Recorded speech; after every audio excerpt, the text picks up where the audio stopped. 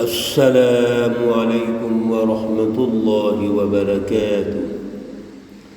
اعوذ باللہ من الشیطان الرجیم، بسم اللہ الرحمن الرحیم۔ وَأَوْحَيْنَا إِلَى مُوسَىٰ أن أسر بعبادي إنكم متبعون۔ صدق الله العلي العظيم۔ اللهم صل على سيدنا ومولانا محمد النبي الأمي وعلى آله وأصحابه وبارك وسلم وصل عليه۔ معزز سامعین و سامعات، سورۃ الشعراء پارہ نمبر 19 آیات مقدسہ نمبر 52 تا 59 ہے۔ اللہ رب العزت ان آیات کا فہم اور شعور عطا فرمائے اور عمل کی توفیق اور صلاحیت عطا فرمائے۔ گزشتہ درس میں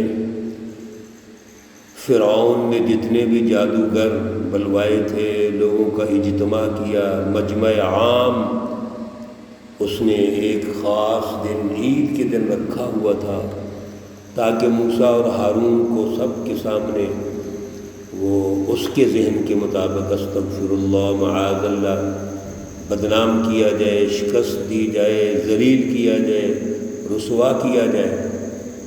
لیکن ان کے پیچھے تو اللہ کی طاقت ہے، اور جس کے ساتھ اللہ کی طاقت ہو اور وہ سچی جماعت ہو، ان کو شکست کون دے سکتا ہے؟ الٹا یہ ہوا کہ جتنے بھی جادوگر اس نے بلائے تھے وہ سب موسیٰ علیہ السلام پر ایمان لے آئے، رب موسیٰ و ہارون۔ اور پھر اس نے یہ دھمکی لگا دی کہ میں تمہیں سولی پہ چڑھا دوں گا، میں قتل کر دوں گا، ہاتھ اور پاؤں الٹی سمت سے کاٹ دوں گا۔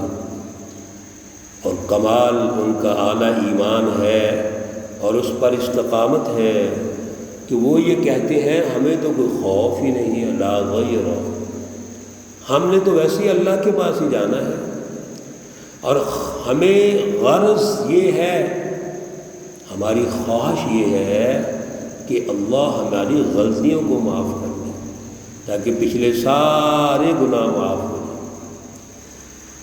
جب فرعون موسیٰ علیہ السلام کی بات نہیں سمجھتا، مقابلہ جاری رہتا ہے، تو پھر ایک وقت میں اللہ رب العزت کا حکم آیا کہ اب آپ بنی اسرائیل کو ساتھ لیں اور رات کے ایک خاص حصے میں یہاں سے نکل جائیں۔ چنانچہ حضرت موسیٰ علیہ السلام اس کی پلاننگ کرتے ہیں، تمام جو شہر ہیں، گاؤں ہیں، قصبے ہیں، پیغام بھیجتے ہیں اور ایک پلان تیار کر کے وہاں سے نکلنا چاہتے ہیں۔ ادھر سے فرعون کو جب پتہ چلتا ہے تو اس نے ایمرجنسی نافذ کر دی، اس نے بھی اعلان کر دیا اور بظاہر اعلان یہ کیا کہ ہم ان کی نگرانی کریں گے۔ چنانچہ اس کی ایمرجنسی ہے، اللہ کا حکم ہے، اور موسیٰ علیہ السلام بنی اسرائیل کو وہاں سے لے کے نکلتے ہیں۔ اللہ فرماتے ہیں وَأَوْحَيْنَا إِلَى مُوسَىٰ، اور ہم نے حکم بھیجا موسیٰ علیہ السلام کو ان اسری بعبادی، کہ میرے بندوں کو رات کو لے کے یہاں سے نکل جاؤ، انکم متبعون، یہ آپ کا پیچھا کریں گے، اس لیے بڑا سوچ سمجھ کر سفر کرنا ہے، پلاننگ کے ساتھ، حکمت عملی کے ساتھ۔ اور یہ حکمت عملی اور جگہوں پر بھی آئی ہے، تفصیلات ہے، یہاں بالاختصار یہ ہے کہ موسیٰ علیہ السلام پلاننگ کر کے حکمت عملی بنا کر وہ بنی اسرائیل تک پیغام پہنچاتے ہیں اور ایک وقت مقررہ جو طے کیا اس کے مطابق رات کو نکل پڑتے ہیں۔ ادھر سے فرعون نے ایمرجنسی نافذ کر دی، فارسل فرعون فی المدائن حاشرین، اس نے بڑے بڑے شہروں میں اپنے نقیب بھیج دیے، اعلان کروا دیا تاکہ بنی اسرائیل کا تعاقب کیا جائے، جتنے بھی قبطی ہیں ان کو جمع کرنے کا حکم دے دیا۔ ان ہؤلاء لشرذمۃ قلیلون، بے شک یہ جو لوگ ہیں یہ ایک تھوڑی سی جماعت ہے، ایک چھوٹی سی جماعت ہے، یہ ہم کو غصہ دلا رہی ہے، یہ تنگ کر رہے ہیں، ان کی ہستی کیا ہے، یہ چاہتے کیا ہے؟ گویا ایک ظالم جابر جو بادشاہ ہے وہ اپنے آپ کو ہی سب کچھ سمجھتا ہے۔ وَإِنَّهُمْ لَنَا لَغَائِظُونَ، اور یہ ہمیں غصہ دلا رہے ہیں، ہمیں جوش دلا رہے ہیں، اپنی حرکتوں سے باز ہی نہیں آ رہے۔ وَإِنَّا لَجَمِيعٌ حَاذِرُونَ، اور ہم سارے ان سے ایک ڈر رکھتے ہیں۔ پچھلے بھی درس میں ہم نے یہ عرض کی تھی کہ فرعون کے دل میں موسیٰ علیہ السلام کا جو رعب تھا اور اس کی جتنی حکمران پارٹی تھی وہ اتنے رعب میں تھے، دبدبے میں تھے کہ موسیٰ علیہ السلام سے ڈرنے لگ گئے۔ اللہ کی طرف سے نبوت کی جو تاثیر ہے جب وہ دیکھتے ہیں تو برداشت نہیں کر سکتے، لیکن ہٹ درم اور ضدی ہیں، قبول نہیں کریں گے، قبول حق کی توفیق ان کے پاس نہیں ہے۔ اسی لیے جب بھی کوئی ظالم فرعون اور حکمران پارٹی ہوتی ہے وہ سچی جماعت کے مقابلے میں رہتی ہے۔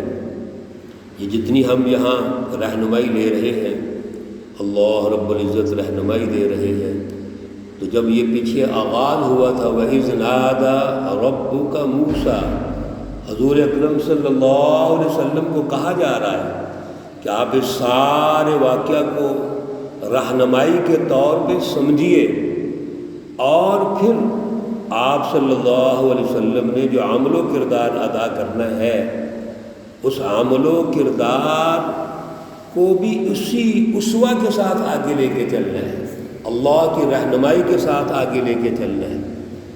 فَأَخْرَجْنَاهُمْ مِنْ جَنَّاتٍ وَعُيُونٍ، پھر ہم نے نکال دیا ان کو جنات باغوں میں سے، وعیون اور چشموں میں سے، جتنی وہ عیاشی کر رہے تھے اللہ رب العزت نے ان کو وہاں سے نکالا، ایک تدبیر کے تحت، حکمت عملی کے تحت، وکنوز اور خزانوں سے، ومقام کریم اور عمدہ مکانوں سے۔ اللہ رب العزت ارشاد فرماتے ہیں کذالک، اسی طرح، یہاں ذرا توجہ کی ضرورت ہے۔ فرعون، اس کی حکمران پارٹی اشرافیہ، اللہ نے ان کو ڈھیل دی، انہوں نے بڑے بڑے محلات بنائے، خزانے جمع کیے، عوام پر ٹیکس لگائے، بنی اسرائیل کو غلام بنایا، عیاشی کی، اور یہ ہر حکمران ظالم حکمران پارٹی کرتی ہے۔ میرے عزیزوں، آج کے دور میں بھی اگر ہم یہ سمجھتے ہیں کہ کسی حکمران پارٹی کے بارے میں یہ فیصلہ کریں یہ قومی مزاج رکھتی ہے، انسانیت کی خدمت کا مزاج رکھتی ہے، تو وہاں پہ ہم نے عدل کا نظام دیکھنا ہے۔ اگر وہ نظام ظلم قائم کرتے ہیں، عوام پہ ٹیکس لگاتے ہیں، سیاسی اور معاشی غلامیاں پیدا کرتے ہیں، اور بڑی طاقتوں کے اعلی کار کے طور پہ کام کرتے ہیں، تو یہ لوگ ظالم ہیں، یہ فرعون کی جماعت کے لوگ ہیں، نمرود کی جماعت کے ہیں، ابو جہل کی پارٹی کے ہیں، شیطان کی پارٹی کے ہیں، ان کا انسانیت سے کوئی تعلق نہیں ہے۔ اور پھر اللہ ان کو ڈھیل دیتے ہیں، وہ عوام کو لوٹ لوٹ کے وہ خود بڑے بڑے محل بنا لیں گے، خزانے جمع کر لیں گے۔ آج کے دور میں ہمارے حکمرانوں نے ملک کو لوٹا اور لوٹ کر بینک بیلنس باہر کی دنیا میں بنایا، بڑے بڑے محلات بنا لیے۔ ان کے بچے جو ہیں وہ اربوں خربوں میں آج رہ رہے ہیں اور ملک غریب ہے۔ یہاں پر ملک میں 2 وقت کی روٹی میسر نہیں ہے، آئے دن مہنگائی، آئے دن ٹیکسز۔ میرے عزیزو، اس کے پیچھے ایک نظام موجود ہے، نظام ظلم۔ جب تک یہ نظام میں ظلم رہے گا یہی حالات رہیں گے، اس کا شعور حاصل کرو۔ اللہ رب العزت فرماتے ہیں کذالک، اسی طرح، وَأَوْرَثْنَاهَا، ہم نے ان کا وارث بنا دیا بنی اسرائیل، بنی اسرائیل۔ یہ سارا سسٹم اللہ کا تدبیری نظام ہے، اس لیے اللہ نے بنی اسرائیل کو نجات دی، کامیاب کیا، اور فرعون، اس کی پارٹی، اشرافیہ، اس کے اعلی کار، وہ تباہ ہو گئے، شکست کھا گئے۔ انشاءاللہ العزیز یہ گفتگو جاری ہے۔ اللہ رب العزت ہمیں فہم اور اعلیٰ شعور عطا فرمائے۔ والدین کے لیے دعا ہر نماز میں ہم کرتے ہیں، نماز کے آخری حصے میں دعا کرتے ہیں، ربنا اغفر لی ولوالدی وللمؤمنین یوم یقوم الحساب۔ بڑی جامع دعا ہے، والدین بھی شامل ہیں، مومنین بھی شامل ہیں۔ اسی طرح سورۃ بنی اسرائیل میں رب ارحمہما کما ربیانی صغیرا، یہ دعا ہے، یہ دعا بھی لازمی ساتھ کرنی چاہیے۔ رب ارحمہما، اے میرے پروردگار ان دونوں پہ رحم فرما، والدین پہ رحم فرما، کما ربیانی صغیرا، جس طرح انہوں نے میری بچپن میں پرورش کی، مجھے پالا، یا اللہ ان کی بھی نجات عطا فرما، بخشش فرما۔ تو میرے عزیزوں، والدین کے لیے یہ دعائیں کرتے رہا کرو، نماز میں، نماز کے علاوہ بھی کرتے رہا کرو۔ یہ والدین کا حق ہے اولاد پر کہ وہ اپنے والدین کو دعائیں دیتے رہا کریں، اللہ قبول فرمائے۔ اللہ رب العزت تمام مرحومین و مرحومات کو جنت الفردوس میں اعلیٰ مقام عطا فرمائے۔